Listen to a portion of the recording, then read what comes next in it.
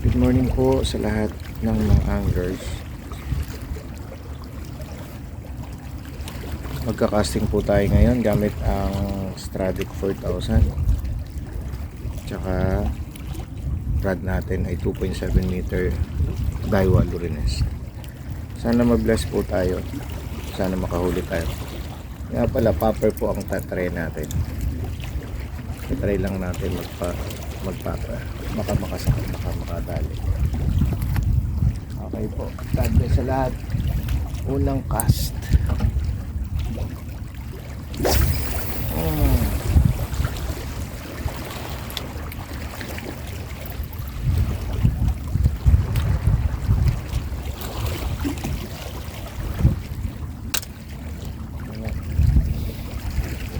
Ang dami ding namimit. May gagawin po tayo mamaya. Meron tayong isi-share na kahit konting kaalaman. Ang abala ko lagi ay 30 grams. Di totoo yan. Mas maganda kasi iba to ang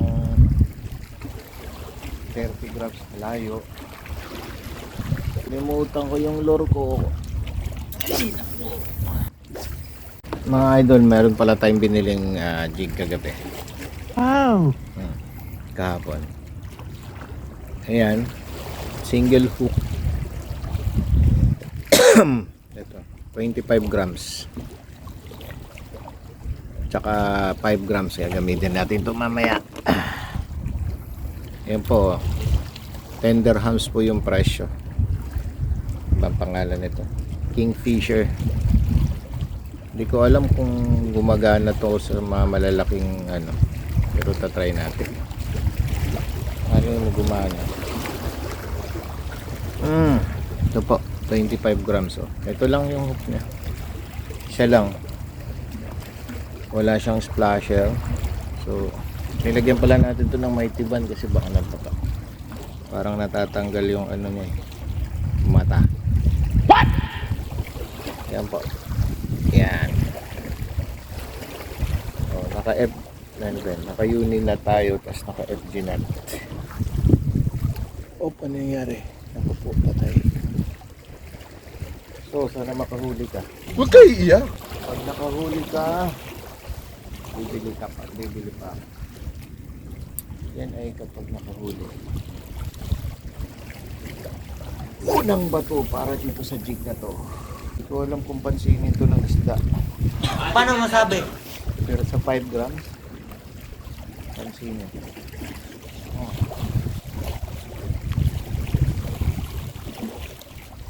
Ganito po pala ako mag-cast ng jig gamit pagka naka 4,000 series ako. Di totoo yan. Parang maganda kasing 4,000 series. Paano masabi? Pagka ano, para pagka nakahuli ng malaki, hindi na magigiti. Tulad nito. Tulad nito. Dito sa spot na to kailangan ingat lagi. Kasi yung bato dito medyo malayo eh. Hanggang siguro mga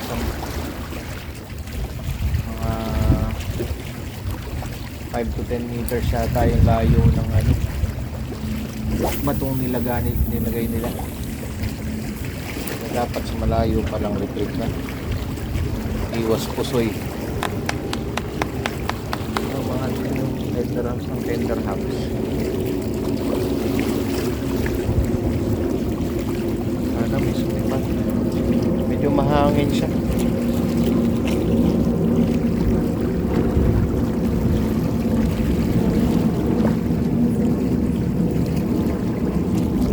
Pero tatlo po yung setup natin. Meron tayong 3,000, 4,000 tsaka yung para pag napagod alin, hindi ko alam kung yung jig na to kung maayos siya. Huwag kayo iiyak. Ang laro try pero maganda siyang iban. Yun. Di totoo yan. Alubugin natin. Yes. Nakakahuli ng tinga. Parang may naamoy ako hindi maganda. Maya mag-UL ako gamit yung ating mahiwagang 5 grams. What? Pakita ko sa inyo kung paano ako mag-gig dito sa may batuhan. Di totoo yan.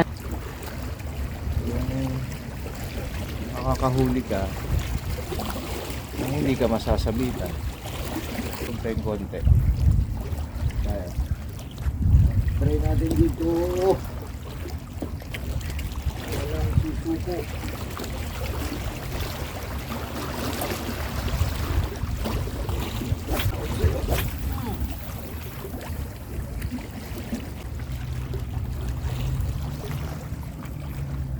Pagka naglo-long casting po pala kayo, mas ideal talaga yung 2.7 meter na rod. Kasi yung bato niya napakalayo. Saka pag nagkakas ako, na straight lagi yung rod ko kasi nga maraming angler eh. Maraming namimingwit din. So pagka straight yung ano mo, tip lang to ah. Pagka straight yung bato mo, yung katawan mo, yung rod, ganito, sa may likod, ang bato mo ay diretso. So mapupoint mo siya diretso dun sa gusto mong i-target na spot. Ganyan po. Kasi pagka yung iba, pag nasa gilid yung bato, pag ganon, ang tendency nun, kukross dun sa ibang angler. Pero pag nasanay ka na, pag natutunan mo naman, magagawa mo naman na yun. Kasi mas maganda na yung diretso. Hindi ka makaka-istorbo sa ibang angler. At least meron kayong sariling area kayo magkukross. Walang masasabit na jig. Kasi mahal din yung jig ah. Ayan po. Tingnan nyo po ako pag cast. Ayan, nasa likod. Yan lang. Tapos diretso. So diretso talaga yung bato nyo. Hindi talaga siya papalya. Pero pag na-train nyo na yun, nagawa nyo na yun, maganda rin. Ang jigging style ko pala pagka ganitong malalaki, pag naka medium na setup, medium to medium head, 4 jig, tapos pitik ng Di totoo yan. pitik na dalawa kung sakali. Pero minsan depende rin sa jig eh. Magkaswerte ka rin sa isda. Pag na ano mo rin yung isda, dadali mo rin talaga. Kahit nga anong jig. Pero yung sa akin, ganito ako mag-jig. So pag ganun yung isda, kapag ganun yung jig ko, tapos sabay pitik ng Kaya sabi nga, kahit gaano kakagaling, kung naswertihan ng katabi mo yung isda, hindi mo makukuha. Pero okay na rin yung meron ka rin alam.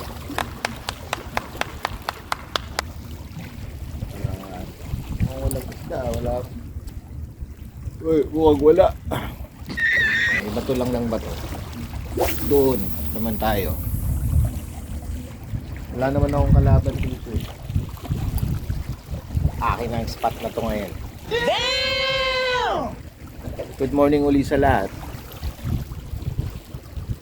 Sana makalapis man lang para meron tayong laban. Yan. Dati din naman, bababad lang din ako. Tapos nakita ko lang yung mga kapwa angler dito na nagjijig. Kasi maiisip mo rin, sa babad, siguradong may mahuli ka eh. Kaso nga lang, ang laro kasi sa jigging, saka pag nakahuli ka, lintik naman yung galak mo. Ito kasi nag-i-exercise ka eh. Nagalaw mo lahat eh. Sa babad, hintay ka lang. Oh, wala pa, nakailang cast na ako ah. Huwag kayo iiyak. My friend, nakailang cast na ako, wala pa rin tayong nahuhuli. Mayroon pang advertise. Okay, mamaya na lang uli. Geng-geng tayo mamaya. 3 hours later. Yan po pala, nag-change setup tayo. Kasi walang mahuli sana eh. Ito muna. So, naka 702. Nakapong, which is idol natin. Ewan ko lang ha. Ito medyo matagal na sa akin to, pero hindi siya kinakalawang. Banlawan mo lang talaga siya.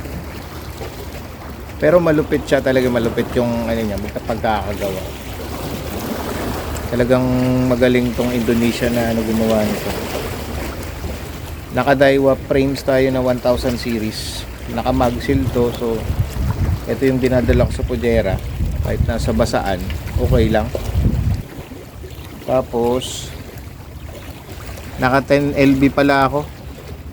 Although yung max ng rod ay 6 LB lang, eh tinaasan ko siya ng konti kasi nga minsan may malalaking isda na kumakagat dito, napuputol siya. So at least kahit ito nakakalaban pa to, kasi nakaano naman to eh, yung rod naman ay 2 to 10 grams. So pag naglapag ka ng kahit 5 grams, malayo rin yung mababato mo. Depende na rin sa iyo kung paano ka mag-cast. Tapos ayun, ito nga yung ating ano, ito single hook. Ginamit ko na to dati eh. Papakita ko lang sa iyo kung paano ako mang-cast dito. Ayan po yung area na yan, puro batuhan yan. So kailangan mo lang talagang pakiramdaman kung paano ka magpababa ng ano, ng jig. Yan, tayong leather pala natin naka Daiwa na 14 LB. Medyo matibay siya. Tapos naka FG na tayo. Tapos dito unilat lang to eh, mabilisan lang. Mas maganda yung sa snap pala, mas maganda yung snap lang, wala na yung parang swivel. Kasi pang okay na to eh. So umpisahan ko na. Tingnan nyo ako kung paano ako sa mga baguhan lang naman, kasi yung may mga veterano na alam na nila yun. So may mga nagbabalak, tsaka mga bagong nagsisibol magmamingwit. Kailan po. So unang cast tayo. Sana makahuli tayo dito lang. Yan, ganyan lang. Tapos pakiramdaman mo lang ng konti. Mga 5 to 10 seconds siguro. Huwag nyo isang ipabagsak ng gusto kasi nga merong bato eh. Yan. Wala. Taas pa natin ang ilayo pa natin ng konti. Uubos din kasi nitong Ayan. Ay, nilayo ko siya ng konti. Tapos bagsak natin ng mga 10 or maximum 15. Kasi ang target natin dito ay Nora kung tawagin papangalan dito, Nasir. Masarap din ipaksyo kasi kaso parang wala yata sila.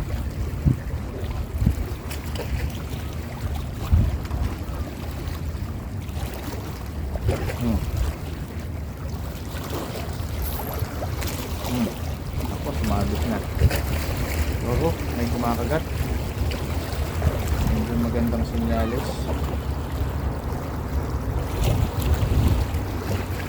Ayun oh, kung nakita nyo yan.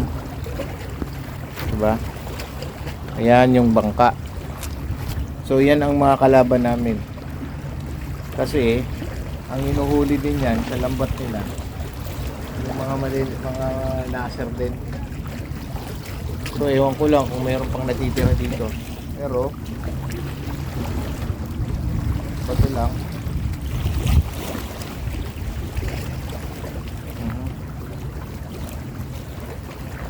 Yan, tapos isang jig lang pala, hindi mo na kailangan ng ano, kasi hindi mo siya may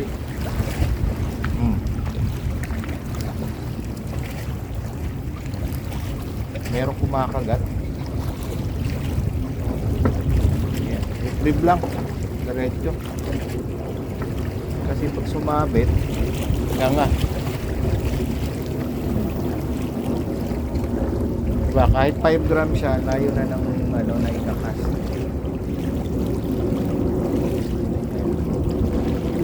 Meron.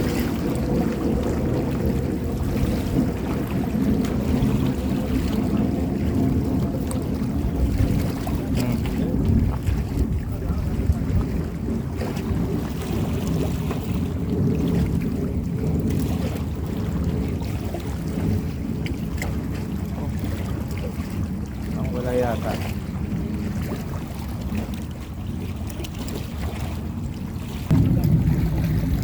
Dito tayo rito.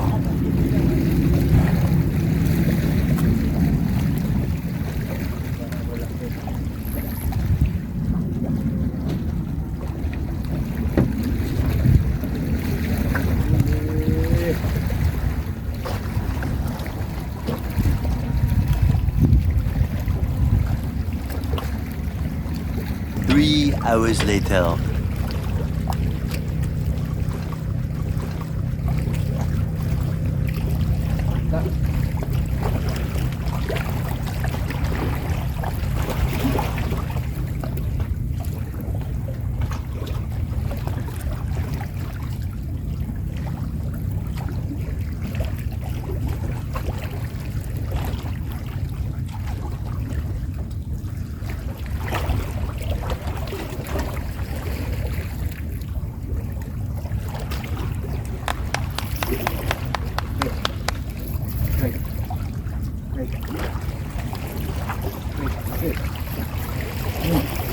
Right, malaki. Malaki. Paano masabi?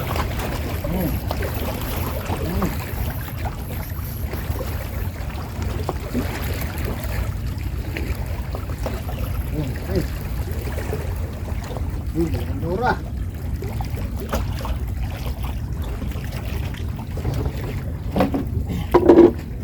Nora.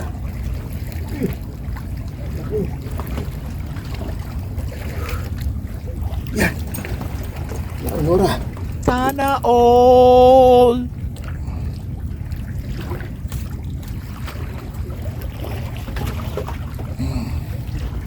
Guys, ang laking Nora. Ayun oh. Oh. Langing Nora to, laki. Ayun oh. Oh. Ayan. Ayan oh. Kumagat. Ayan ah. Dali. Dali na ating 5 grams. So, ang laking Nora. Halimaw na Nora eh. Di totoo yan. Nanay. Yun oh. Yun oh. Ayan, laki eh. Mahaba pa sa palad ko ah. Ayos ah. Aba, ulam na. Ulam na. Ayun oh. Bigat ni Nora. Yari. Ang bigat na pala. Nora.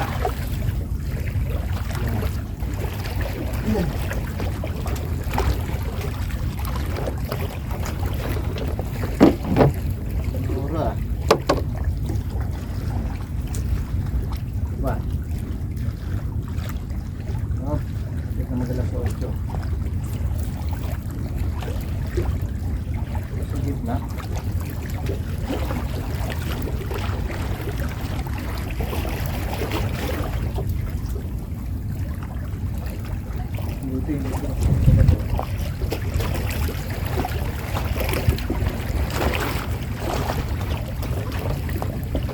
Right.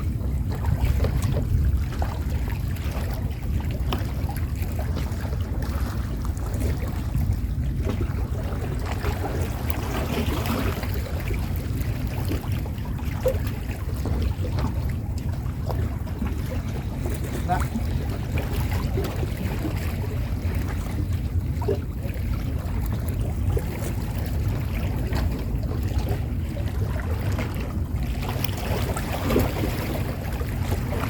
Yun, na. Nalura.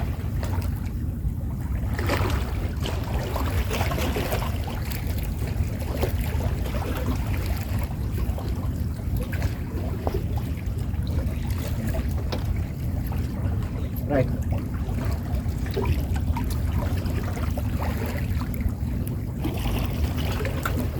Right. Laki na naman. Right. Up. Okay, good size. Right tayo. Right. Right tayo. Para. Meron pala tayong pang ano. Ay, ito.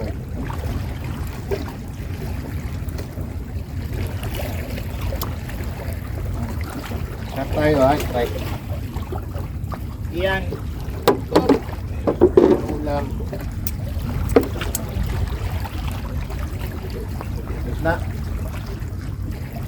Okay na lang, sikit lang, sa gitna. Nabuhayan tayo. Ayan o.